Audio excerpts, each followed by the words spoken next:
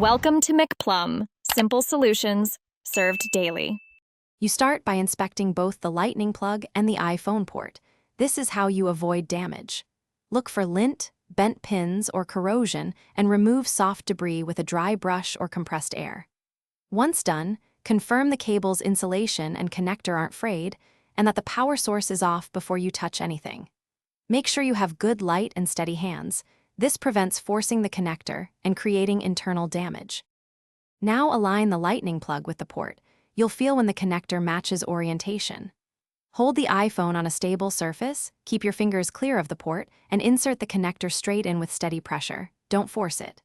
If you feel resistance, withdraw and reinspect both plug and port. Repeating alignment solves most issues. Once seated, you should hear a click or see the charging symbol. This confirms electrical contact and proper pin engagement. Finish by confirming charging on screen and watching the percent change within a minute or two. That proves a successful connection. Secure the cable so it doesn't tug the port. Use a light strain relief or rest the cable on a table. This preserves the connector and port. If it still won't charge, restart the iPhone, try a different certified lightning cable or adapter, and re-clean the port. As a key troubleshooting tip, replacing the cable with a known good one often isolates whether the issue is cable or device. Thanks for watching. Stay juicy and subscribe.